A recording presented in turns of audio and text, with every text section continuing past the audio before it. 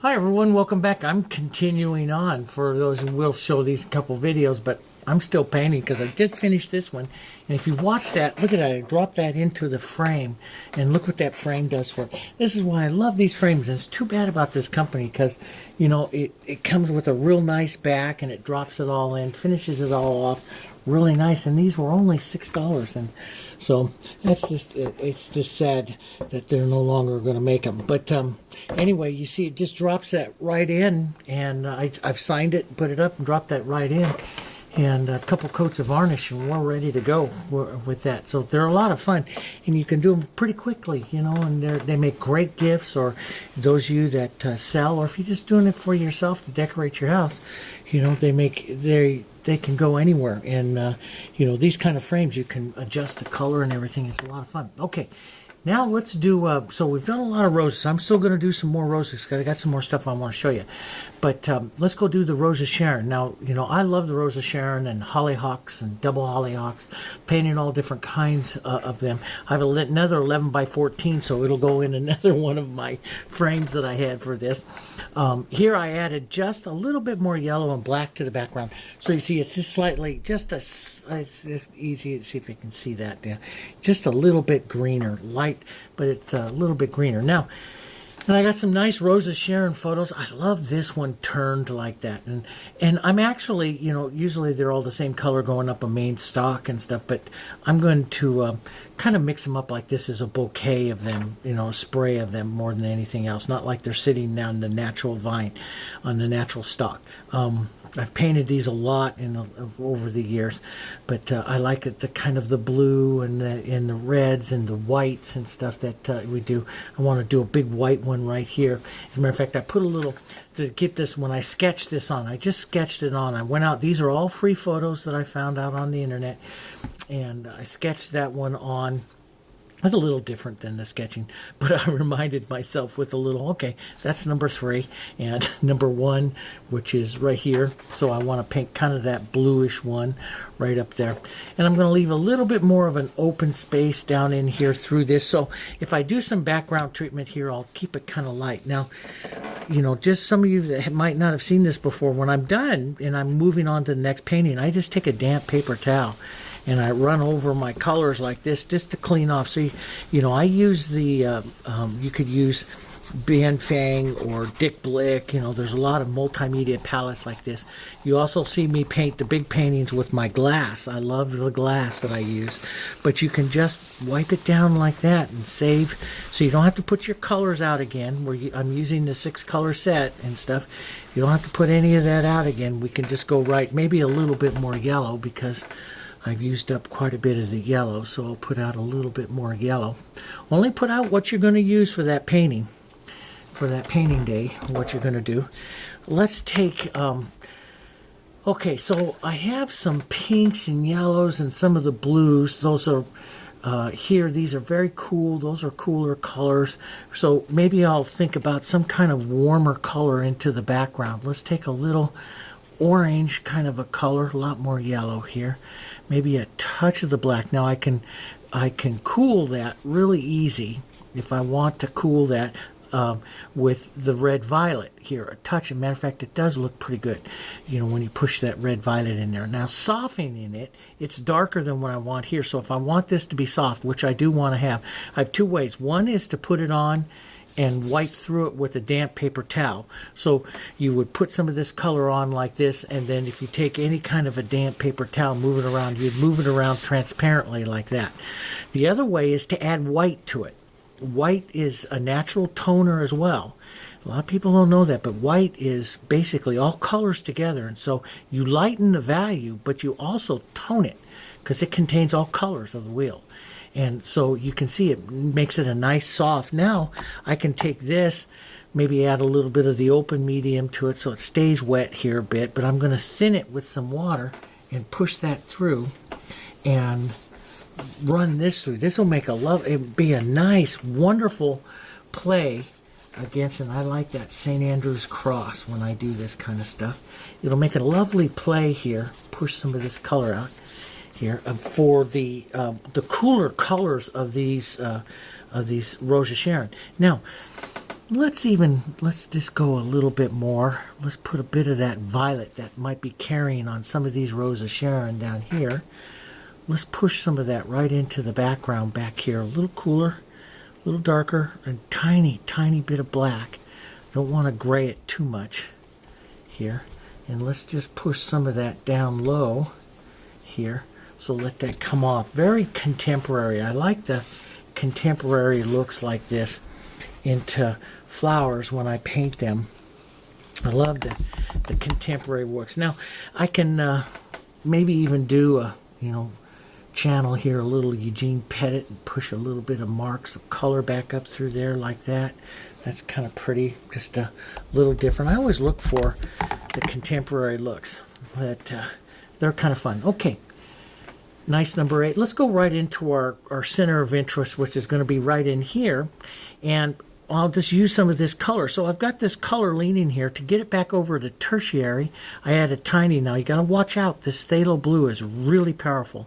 So it takes just a little bit to get this over to tertiary, which is the, basically the 3 primaries together. And any variation of this is going to make beautiful grays. Do you see that? And it'll all make beautiful colors, grays, for the basically, look at those grays and look at the grays that you see in here, see? And so it's a beautiful color base to start out with this one here. Nice soft gray. Here we'll just start, and again, like we did with the chrysanthemums and like I do with roses and stuff like that, I paint movement. Let's put a little bit of this in all of the other flowers, really. So we'll go back up to our number 1 here. We'll push a little bit of this, even though some of this will cover up with the other colors. We'll start them out a little bit harmonious with some of their colors. Maybe push a little touches here and there of that. Get casual with that. Let's push that red, violet, nice centers here of this Rose of Sharon. Now you'll see them, more of the color that they have goes more coming in and out of each petal. And sometimes I will do that on a Rose of Sharon, but many times I will just pull the color in and out, and right now just to create the in and out movement and vary the color a little bit, especially here. So you'll get some little strikes of more violet, maybe some little strikes of more red, so you get some nice variation there. I won't go in there specifically to paint that. I like to actually paint the shape with more of the light color painting back into that. So I don't, if you go in, well, let's put it this way. If you want to be casual, and a lot of us want to be casual, and these are things that I've learned along the way, a casual painter crosses edges. So you get an edge, like a petal edge or something like that. You cross edges back and forth. Okay. If you go in there and specifically paint the red, and then come back and specifically paint the white, you're not crossing the edges. Does that make sense? And if you don't cross the edges, everything becomes stiff. And it's like color booking it in. Now, if you like a lot of contrast, there's nothing wrong with that. You can do it that way. But, a lot of you want to become more casual. That's one reason why you're following some of my videos. And that's how you do that. Let's go in and let's just push a little bit of that in and out here. Use different edges. Chisel of the brush, flat of the brush. Just draw some of it around here. Pushing some of that color in and out.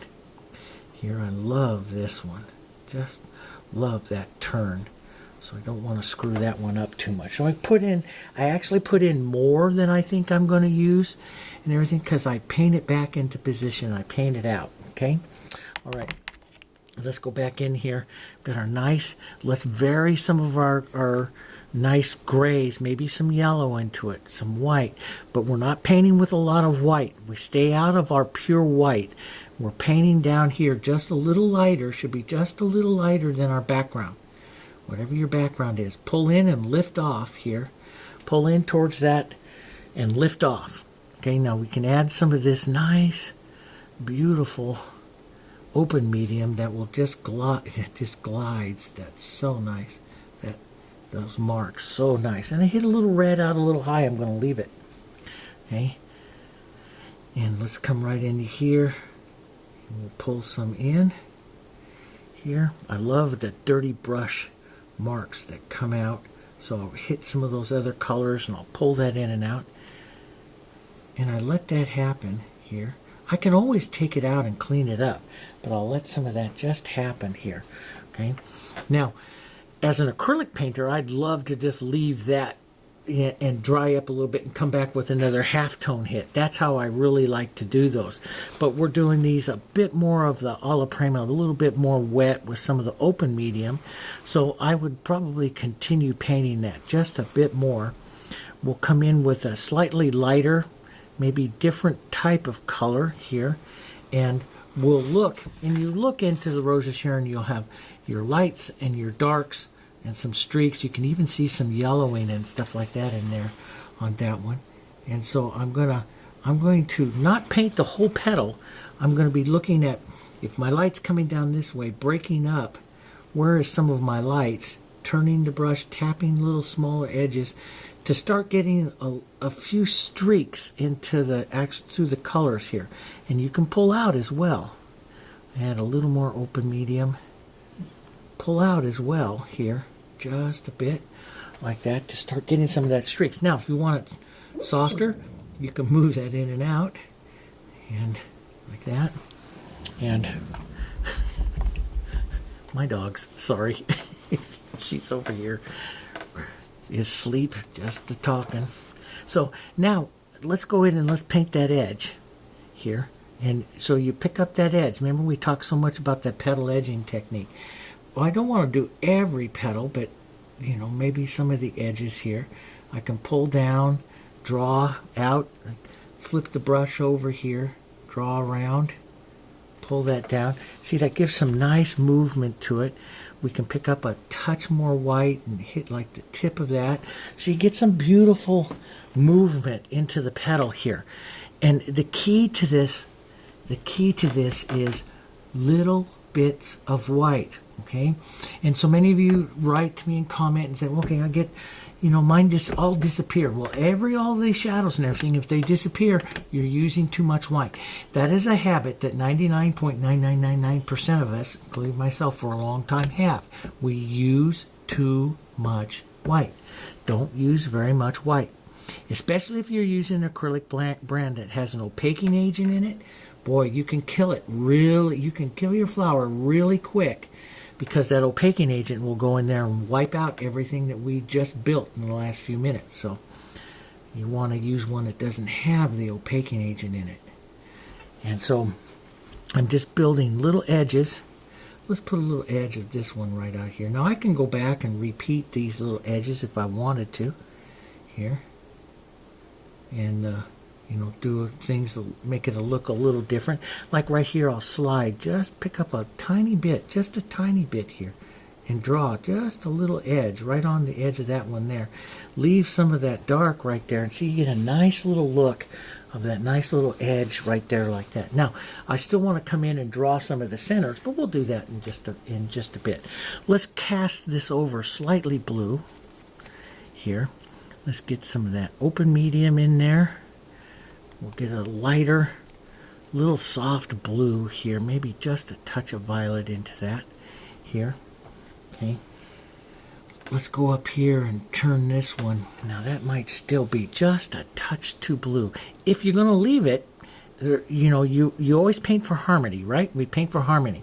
If you're going to leave it that blue, then touch a little bit of that blue up into your other ones and carry. See, now that the two carry, even though one will be a little bit more blue than the other one, they'll be carrying the same types of colors, so they'll have better harmony here. Let's put a bit of extender to thin it here.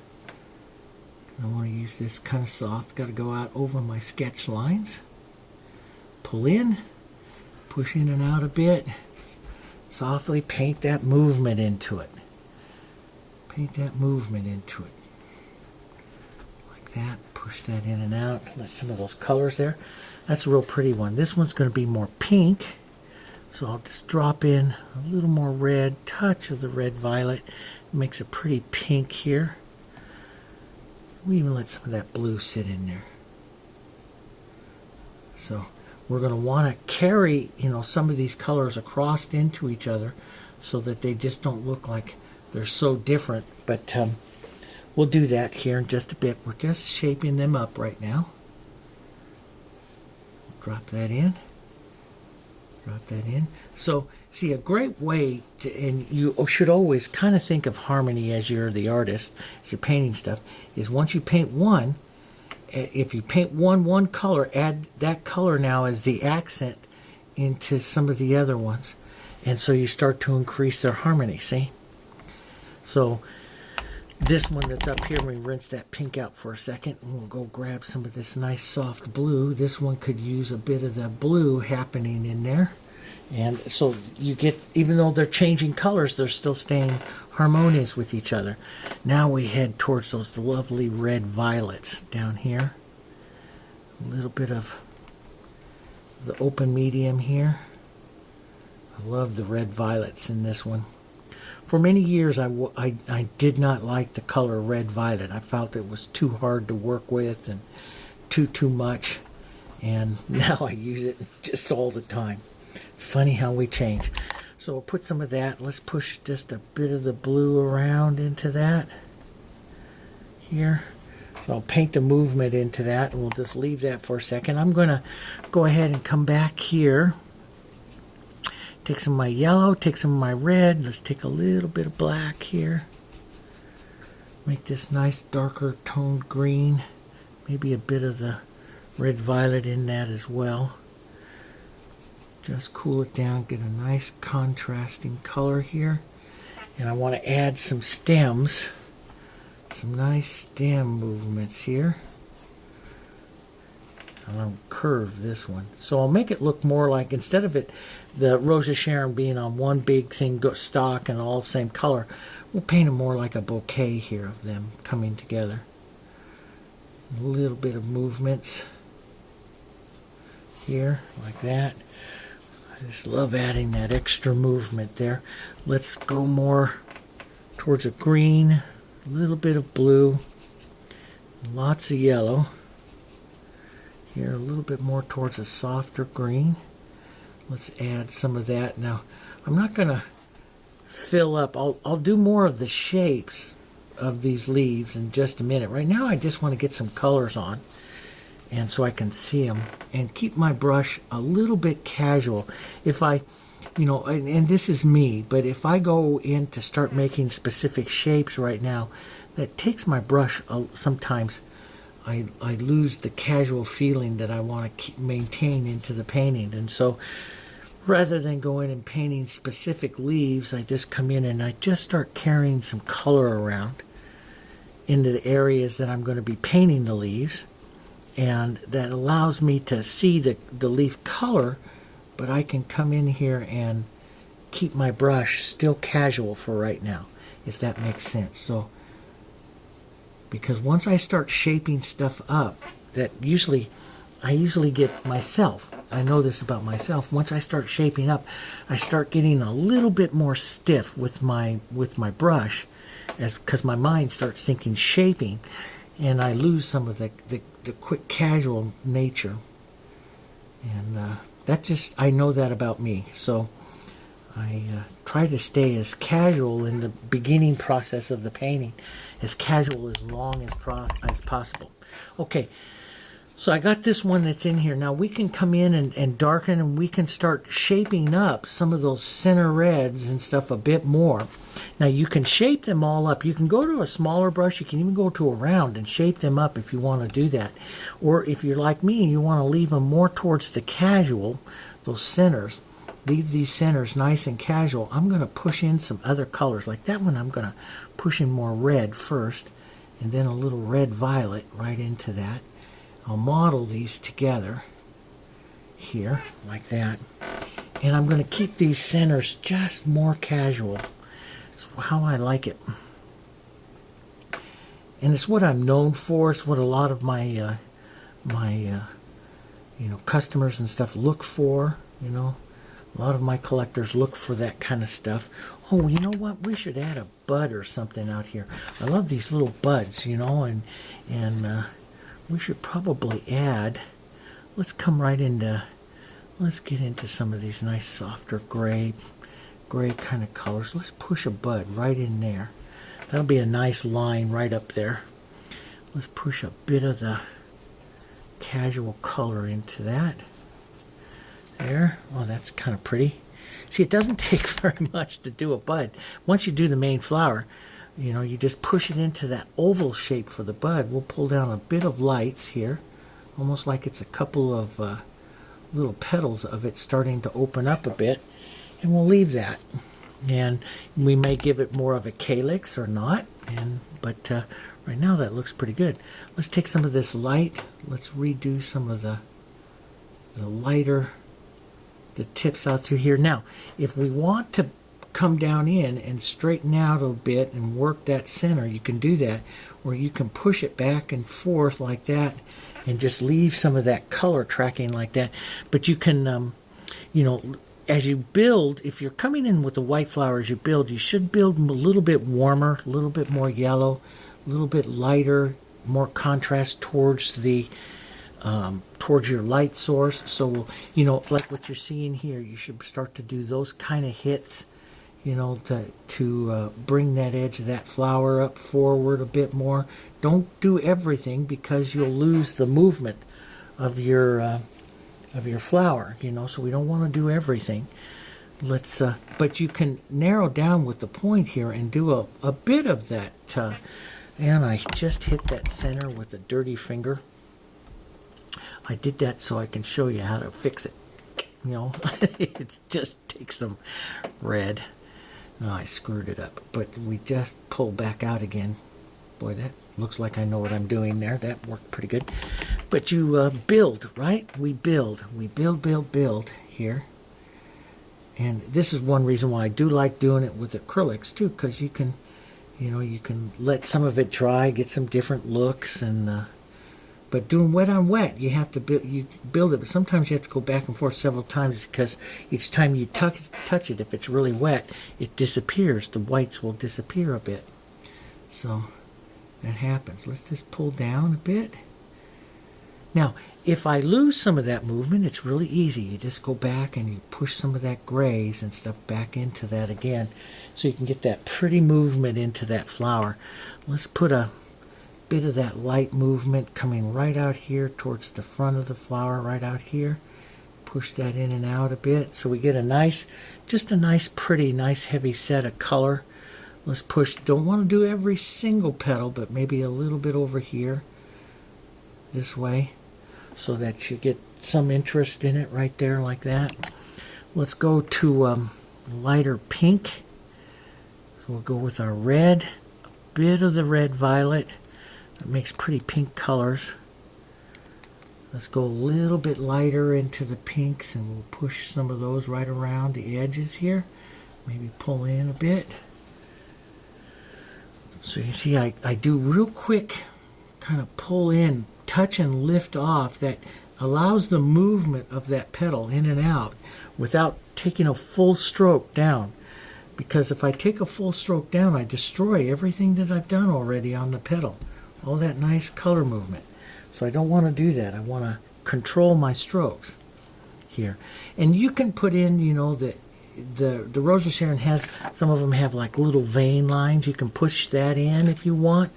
You know, I mean, it's your flower. You can do whatever you want. I might come in here with some red and hit a few areas of a little bit more red in here like this, so that they, you know, I take, when I paint roses, when I paint flowers and stuff like this, I don't go into a pure copy mode, because then it kind of stiffens up for me.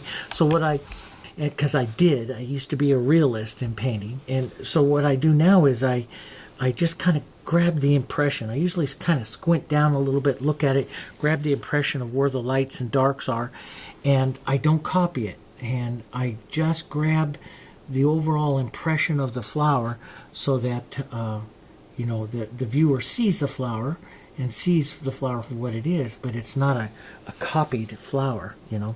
And so it's a little different. But everyone's a little different, what you like. And our job as artists is to paint it all, right? That's what we do.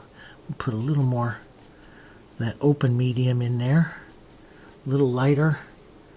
Let's go more of a light edge here. Push that in. See, I like that. Modeling the color. I don't want to lose that. So I'm going to model my brush just a bit here with some of the other color, so I don't lose all of that beautiful color. And again, if you use too much white or something into these colors, you will destroy the movement and the color of the flower. So keep your brush. See, there's no like pure white. See, here's my pure white. You don't see pure white anywhere in there. I'm not painting with pure white. Okay? I'm painting with just really kind of a grade. A tonal, what we call a tonal gray. I'll take a bit of it, put it on the edge of my brush, and use it like through here to draw this petal. Maybe this one up a little bit more because it's coming towards my center of interest. Maybe this other one just a bit. Draw that in. We'll bring these petals of these little guys right there, right towards us, just like that, because they're, and we'll let the rest of them here sit very much lost because they're sitting into the back. Now, you can come in here and clean up that edge, but I'm just going to leave those, I think. I like the way that those are going. I'm going to leave those. I'm going to push just a bit more of a light right in there. A little dangerous, but just to get just a touch more. I like how the light travels up through that. That's what I'm looking for. Now, back to this one. Just a bit more of the violet, bit of the light. Always watch that white. Don't go too light here. And let's just pull that up and in. A little bit more medium. I've added also a little extender. Thin this out so that, because I'm out here, I don't want to use a whole bunch of thick paint. So I'm adding some extender to help thin it out so the paint doesn't have as much power, opaquing power. And I'll push in and out a bit. Gives me a nice soft one. Maybe a curved up petal right here. So that one is, so I'll pull down just a bit so the petal turns up just a bit. And a little extra pulling in and out there. Take a little red and red violet. Just gonna reset some of these colors pulling out like that. That works pretty well. Maybe let's go back to a bit of our green, bit of red into that. Here, we'll add a touch of the calyx there. Here, that works. So you can see you get this lovely movement here. Now, how much you add, so what happens now is I've got the movement into the petal. And now what happens is how much of that are you going to leave, how much are you going to start painting out. You know, so I'll come back over here towards my grays and my whites, and maybe I bring this edge up a bit more right here of this part of the flower. You know, this is where you could even start really looking at more textures too. So sometimes I'll paint the Rose of Sharon with some textures and stuff, but I'll do strikes of the color here. And you can leave it really chunky like this where it's not smooth. You can blend it out a little bit if you like smooth flowers and smooth blending out. You know, you can do that. You know, there's just 100 ways you can paint them. I'm going to warm this a bit. Take that, make that nice warm kind of pink color here towards the white, and build this petal up a bit more. Let that just lift the pressure so I don't destroy everything there. Let's pull a little bit of this out onto the tip of this one. Now, you see, if I'm painting, that would be right there. I could soften that out. You could soften it out with a little water, put it right against the edge and soften it out, no problem. But I'm a tone painter. I like to reach across, find a tone, and I like to shoot a little bit of that tone in there like that, and that's what travels my flowers back up. That's my favorite way of painting. So I don't care for blending. You'll see me do it to show you guys, and because I used to do a lot of it. But I'm a tone painter now. I like to work the tones and use those subtle little halftones. Now, here comes the thing. Do I want to travel over here with a little bit of light? You can see it fading away now pretty nice. I can bring the whole edge back up here like this, which will bring this part of the flower forward and cause the flower to turn just a bit to the back by giving that flower some wings there. Soften that out. There's all different kinds of ways you can shape your flowers, which are kind of fun here. So the Rose of Sharon here doesn't need to be smooth. You can leave it, you know, really kind of stroked like that and nice, and it works pretty nice. Now we're going to take some yellows right down in here, some yellows. We can tone those down a tiny bit, tiny red and a tiny bit of black will help tone down those yellows here.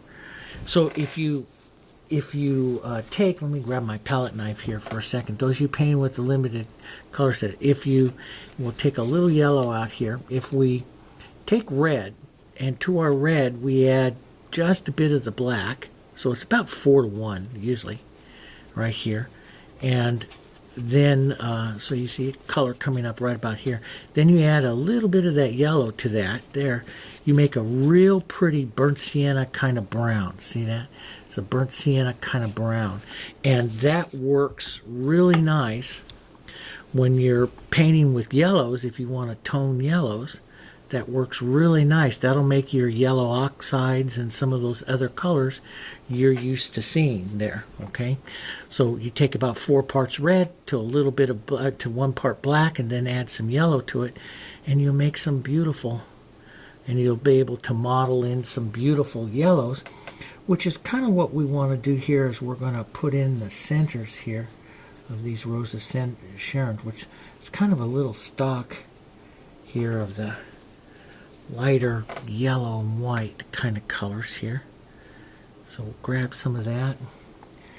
Let's come right back up to here, and we'll just push a bit of that in here. Pull it down. It's a little higher, kind of a stock. Sometimes I'll tap around the outside edge of it with some beautiful mottled kind of yellows and stuff a bit. Sometimes I just do them real quick like that, which I like the best because I like the casual nature of the painting here. Just kind of tap around with it, and you could use the other edge that's kind of clean to move it around a bit more. Okay, so you can make some differences. So you can tap that on and move it around a bit to put on some of those centers. Maybe a touch more light with that right down in there. And again, like if you want to have, and if you want to have more precision to your centers, now would be a good time. You can even take a smaller, brush and pull out and make more of, these type of precision to the centers up against that. I'm one that likes to do, even if I was going to do that, I would do it with the larger brush, turning it on edges and stuff like that. We can pull a few of those out here, back and forth, and my whites are still nice and wet there to manipulate that. But you do it too many times, you'll start to lose some of those nice variations of colors and tones, which I like to keep in there. I'm going to narrow down that center stock there. Blur that edge just a bit. Makes a nice little flower here. But you can pull those in and out. That's up to you. How defined you're going to make these little centers and stuff is up to you. That's your technique. That's your look as the artist. I'm not going to do that much. You can wrinkle up the petals a little bit more. Sometimes I'll wrinkle them up, and you take a light color and you wiggle that around the edges and wrinkle them up a bit. Sometimes I'll do that. On a quick painting like this, I think this makes a pretty flower just like this. And so I probably wouldn't do too much to it. We'll pull a lighter petal right here to really bring that one right up to the front here. You can push around and grab some of those transparencies. There's a lot of things you can do here. Change the pull up and out like that, and that raises it, that pushes that petal in and out that way. So there's a lot of different ways that you can stroke them and stuff. Now I'm going to come back and let's take some of our, let's just go right into here with some yellow and blue to make that green, right into some of these so these colors start to model together, get a bit, just a touch of that black into that. And we'll drop this in here to give us some more shape here to our leaves here. Pull some of those colors in. Like I say, you can make more of the shapes of leaves. You can, just take some color to the outsides like this, and or you can do more specific shape. The leaves have almost like 3 little points to them, so they're different on each of the different varieties, but all different kinds of ways. I'm one that if I'm really specific with the petals like this, I'll do 1 or 2 specific leaves, but then the rest of it I will let them be kind of casual and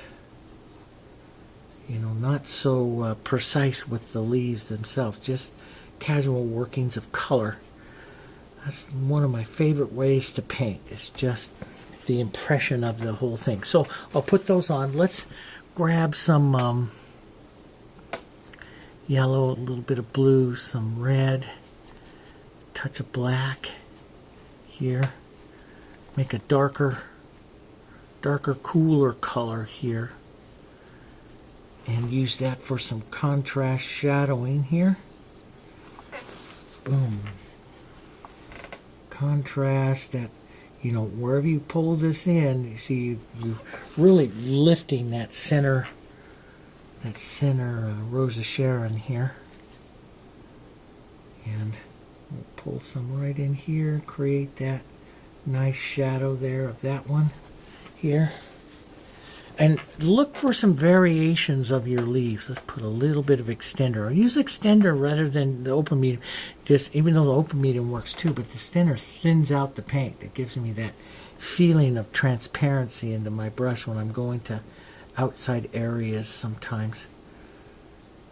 But I like to work the open medium and extender together, and I really like the thick part of the paint that I showed you in the thicker extender also. I showed you in the last video. Here, now let's create a nice lighter, a little bit of white, just a touch of blue here, a little bit more. There we go. Nice lighter yellow green, and add some touches of that into the painting. It's a nice variation here. And so you can see I'm just kind of hitting the leaves. I'm not building a specific shape of the Rose of Sharon leaves. I'm just kind of indicating them, not specific. You can paint them more specific to the shape if you want. I'm not going to do that because that's not really my way of doing it here. So I like to stay impressionistic. A little more light. Maybe hit them again. A few extra little strokes of that light around. Wow, did I blow through a lot of that Hansa yellow that time? Let's just go a bit more. Let's get up. Okay. A little more Hansa yellow out here. Just a little bit more. Tell you use a lot of Hansa yellow and a lot of white. You use a lot of that into the 6-color set. That's what everyone always says. And I find that to be true as well. There we go. That's kind of pretty. But you can, we have this violet. Let me show you here. And as you're painting around, keep your mind open. You know, we have the original kind of plan because I made my sketch and everything.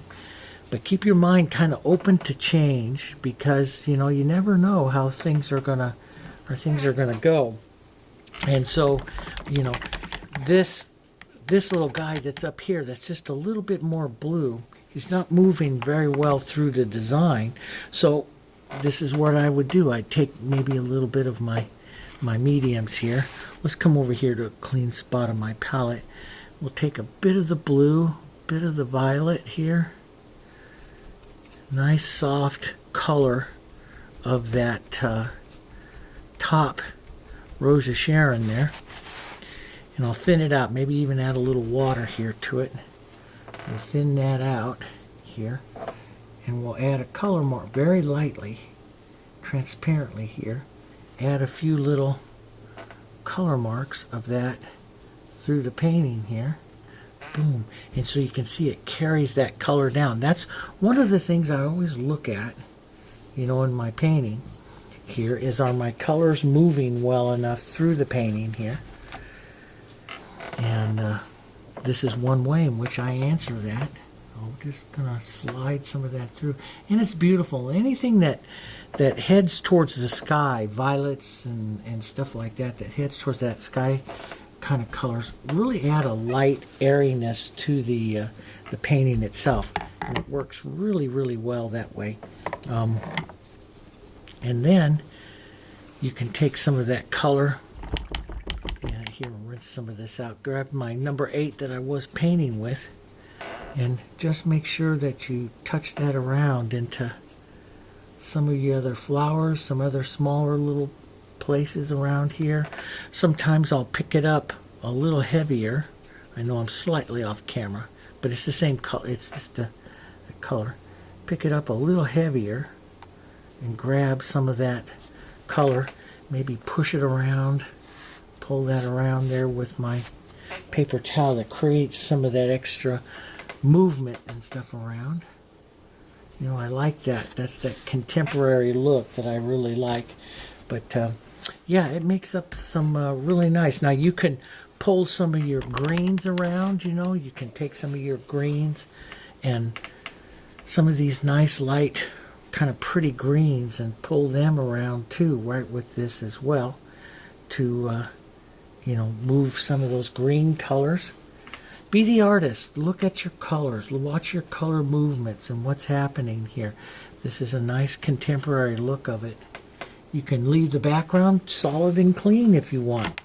You know, I hit a little bit of that pink one up there, so I might just restate a lighter little pink edge. Doesn't even have to be the same. See, it's slightly different, and that's kind of pretty. Having a little different one on the edge there. Carry some of that color. So, yeah, just, and using that big brush, it works really well. But you can drop some of these in, drop some edges, like see a little bit of that light pink hitting up right in here. It's kind of pretty in that center. If you don't have a, you know, a perfect, you know, center to the Rose of Sharon or something, you can draw whatever one that you want, and it just works. So try things. That's the big thing. Try things, and boom. Let's just leave that right in there like that. It's a pretty little painting. So let's take that. See, you can drop that into a frame like that, and that'll make a pretty nice little painting too. Those are 11 by 14, those boards that I did. But you could take that whole design down a little bit smaller, and which I'll probably do. I'll probably paint a couple of the Rose of Sharon, just a couple of them, and a couple of the mums, just on a smaller, maybe an 8 by 10 or a 5 by 7. You can find picture frames like that really easy, you know, and just paint 1 or 2 Rose of Sharon colors like that. And see, just a couple of those would look pretty, you know, going together right in like a little 5 by 7 or so, okay? Lots of fun things to do. I have some other little rose shapes to show you, and we're going to put roses in a little bit of a vase, and we're going to be doing our alla prima also, so be watching for that playlist also of the alla prima, the elk, and pears and all that kind of stuff, make sure you go over to the JansonArtStudio.com.